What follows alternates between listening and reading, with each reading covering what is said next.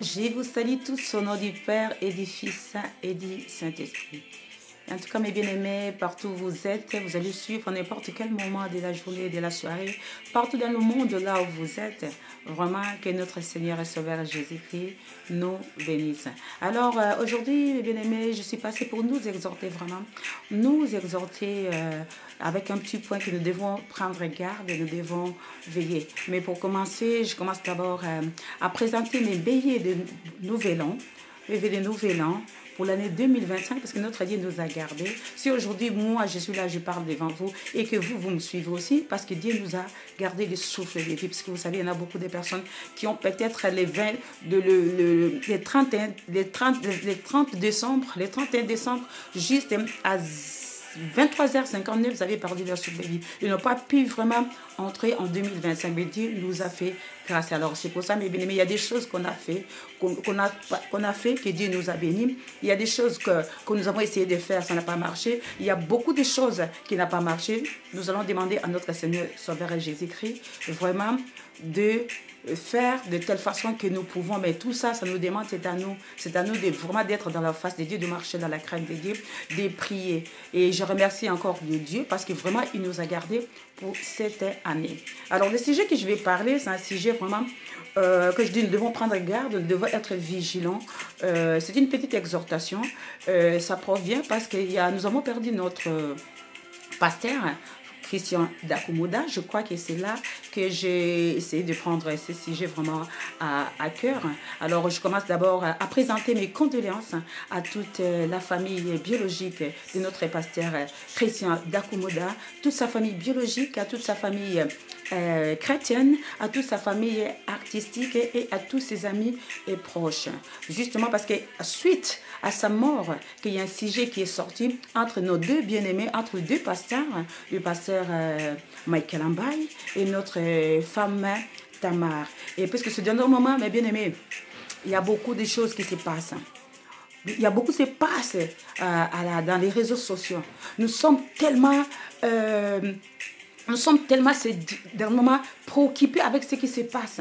Donc, nous sommes concentrés à des choses qui ne nous regardent pas. Nous, souvent, chaque jour, moi, je donne mon exemple à moi. Dès que je me lève le matin, je prie. Et dès que je prends mon téléphone, je mets sur ma Facebook ou bien pour voir les informations. Puis je mets TikTok. Quoi que je vais mettre concernant les réseaux sociaux, je tomberai toujours à des sujets qui parlent des femmes Tamar ou soit qui parlent de Mike et Kalambaye.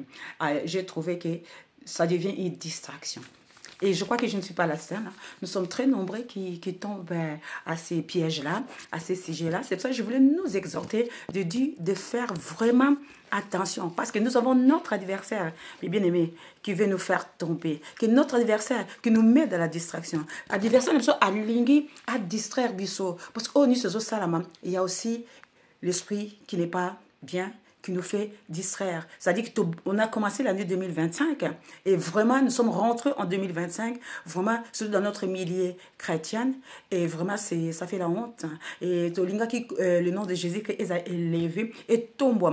Mais depuis le début là, oui, mais souvent dans les réseaux sociaux, on voit des temps bien, mais maintenant dans les réseaux sociaux, il y a que des discussions, il y a que des ragots, il y a que des randos, il y a que des choses qui ne glorifient pas Dieu, qu'on écoute, qu'on voit au travers des images, parce que les gens sont mécontents pour ce que nos bien-aimés sont en train de parler. Donc moi, je ne reviens pas parce que je vois que vous voyez tout ce qui se passe. C'est pour ça vraiment, là, j'étais devant, je suis rentrée chez moi, je suis sortie et je reviens comme ça. Je mets la télé pour regarder les infos. Comme il y avait YouTube à place, je vois carrément, il y a un titre qui parle des femmes Tamar. Voilà, je prends mon téléphone, dès que j'ouvre, Facebook, tout ça, parce que moi aussi, je suis dans les réseaux sociaux, mais pas dans ce bit-là, enfin.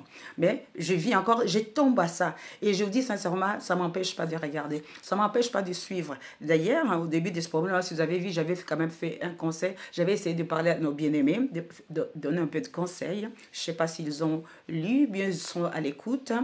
Que Dieu soit glorifié. C'est pour ça que je voulais nous exhorter, dire vraiment à quelqu'un, comme dit la parole de Dieu dans 1 Pierre chapitre 5 verset 8. Il dit que soyez sobres, veillez, parce que notre adversaire, il dit votre adversaire, rôde, cherche, votre adversaire rôde. Cet adversaire ici, c'est le diable. Il cherche quoi? Il cherche à nous dévorer. Il cherche à nous distraire. Il cherche à nous faire passer les temps. Alors, comment? Donc, il exploite nos points faibles, hein, parce que quand nous passons le temps, tu arrives là, tu prends 1 heure de temps, 2 heures de temps, 3 heures de temps sans lire la Bible. Je suis focalisé, mais tu es focalisé, mais nous sommes focalisés devant la télé pour suivre. Eh bien, c'est ça. Donc, il prend notre temps. Et nos pensées, nous avons maintenant des pensées trop négatives, nous commençons à critiquer, nous commençons à ingérer. Donc, vraiment, tous ces sujets-là de Femme Tamar, ça a ouvert des portes-là, de péchés, des portes des critiques, des portes de vraiment n'importe quoi. Là, sincèrement, ceux qui ont la grâce, c'est de ne pas être dans les réseaux sociaux qui ne s'ouvrent pas. Mais nous autres, peut-être moi aussi, j'ai l'habitude de passer dans les réseaux sociaux, c'est pas mauvais. Je sais pourquoi je passe souvent dans les réseaux sociaux. Je crois que vous aussi qui me suivez, vous avez l'habitude. Vraiment, on n'arrive pas, moi personnellement, je n'arrive pas à lire un titre comme ça sans que je dise, non, mais je vais écouter ce qui a été dit. Ah, je veux voir ce que, voilà, je lis des commentaires. Bon, voilà, ce n'est pas mauvais, mais quelque part, ça me met, moi personnellement, dans la distraction. Je passe autant de temps à être devant les réseaux sociaux pour suivre tous ces événements qui se passent pour les deux bien-aimés. C'est pour ça que j'ai dit que ça, c'est les rises de l'ennemi. Nous devons faire attention. Nous devons veiller, mes bien-aimés. Nous devons veiller et demeurer vraiment dans la foi, mes bien-aimés. Nous devons nous fortifier, comme dit l'apôtre Paul, quand l'apôtre Paul avait dit aux chrétiens de Corinthe, dans 1 Corinthiens chapitre 16, 13. Il avait dit, veillez, demeurez fermes dans la foi, soyez des hommes et fortifiez-vous. Pourquoi? Parce que veillez, mes bien-aimés, veillez. Quand on dit de veiller, il y a l'essence aussi physique d'en veiller, il y a l'essence aussi spirituelle. Mais là, je parle le plus spirituel, mais il y a aussi physique. Parce qu'on dit veiller, c'est-à-dire, exemple, je donne l'exemple des sentinelles. Les sentinelles, quand ils veillent la nuit, c'est-à-dire qu'ils restent debout en marchant souvent pour éviter de s'endormir. Et ils regardent dans toutes les directions, de gauche à droite. Ou bien les oreilles, ils sont là pour entendre n'importe quel bruit, s'il y aura un bruit qui va se passer pour savoir ça se passe où. Donc ça, là, on voit déjà, c'est physique. On voit aussi dans les temps passés, nos bien-aimés dans la Bible, ils ont été tombés dans les tentations, dans les pièges. Qu'on voit l'histoire de David, l'histoire de l'enfant prodige. On voit beaucoup d'histoires qui se trouvent même dans la Bible. Les gens, ils sont rentrés dans la distraction. C'est pour ça, mes bien-aimés, nous devons veiller. Je voulais dire seulement que nous devons veiller. Comme Jésus-Christ avait dit, Jésus aussi avait dit à Pierre, il a dit que veillez, priez, afin que vous ne tombiez pas dans la tentation. Parce que l'esprit est bien disposé, mais notre chair, elle est faible. C'est-à-dire que je peux me décider, je dis, oh ben c'est pas grave, je passe ça, mais je ne me rends pas compte. Moi, je dis personnellement, un jour, je suis restée devant la télé, sincèrement, je vous dis 3 heures du temps. Parce que je voulais savoir, qu'est-ce qu'on a dit pour Mike Kalambayi, qu'est-ce qu'on a dit pour Femme Tamar, et je ne comprends pas que ce soit nos deux bien-aimés là. J'en profite encore à l'occasion de dire vraiment que arrêtez de ce que vous êtes en train de faire, mes bien-aimés. Arrêtez de faire. Cherchons la face de Dieu. Mon frère Kalambayi, ma sœur Tamar, cherchons la face de Dieu.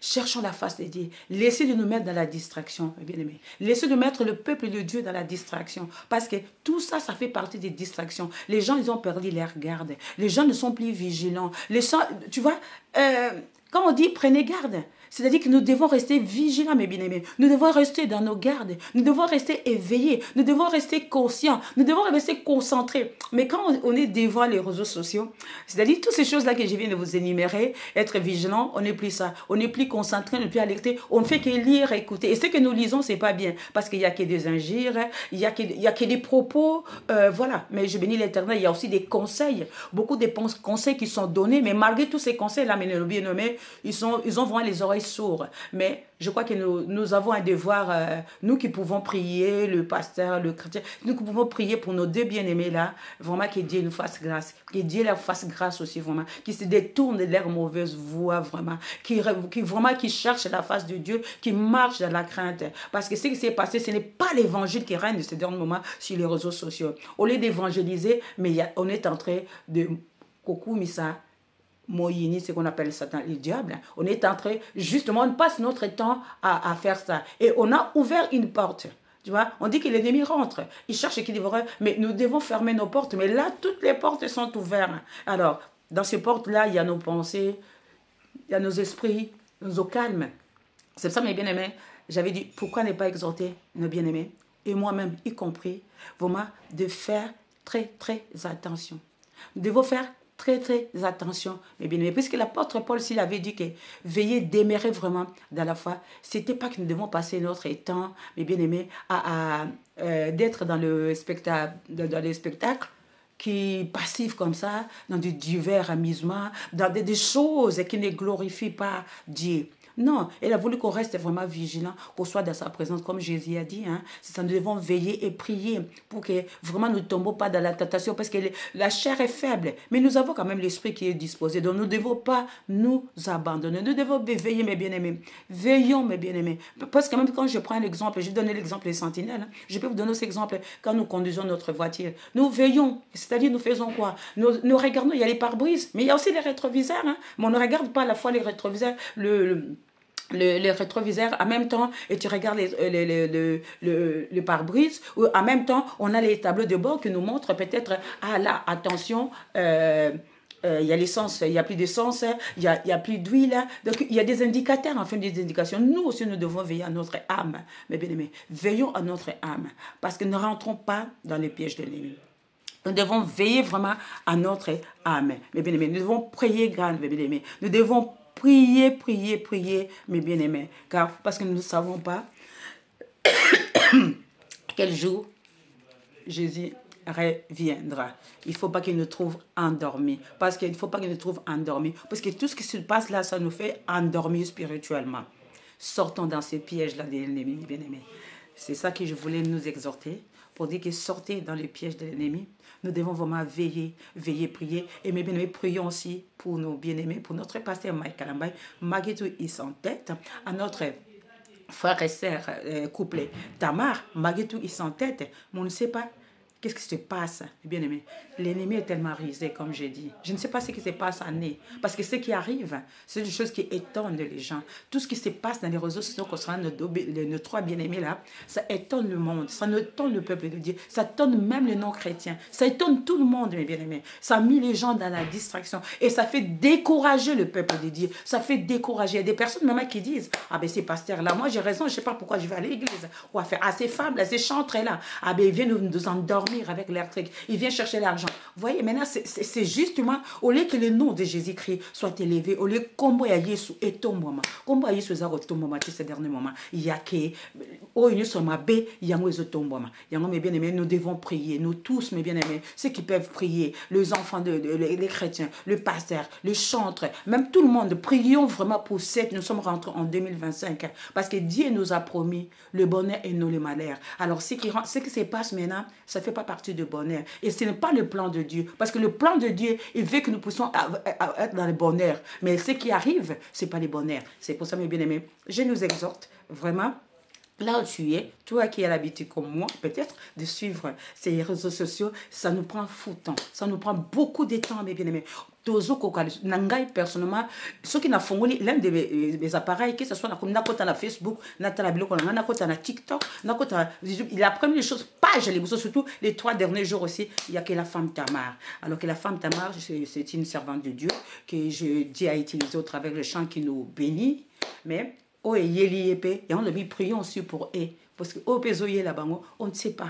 Il y a aussi, ils ont peut-être ouvert leurs portes. Et si on peut fouler sous porte, bien. Et l'ennemi essaie d'entrer. Alors, rentre pas, évitons, parce que ça nous fait distraire. Et moi, je suis to prier pour na bango, to prier pour na bisomoko, to prier pour na monde entier. Parce que nous sommes bien ils demandent, ils cherchent vraiment les intercesseurs qui vont prier peut-être pour les pays, pour les malades, pour les personnes fatiguées, pour autant de gens. Soyons des intercesseurs, nous qui pouvons être des intercesseurs et prier pour les autres. Prions aussi pour nos bien-aimés là qui n'arrêtent pas de faire des choses. Vraiment, que Dieu nous bénisse. C'est ce que je voulais dire. Et je laisse cette journée, comme on dit, je dis toujours, c'est la journée que l'Éternel a faite pour moi et pour vous, que ce soit un sujet de joie, sujet de paix et sujet de bonheur.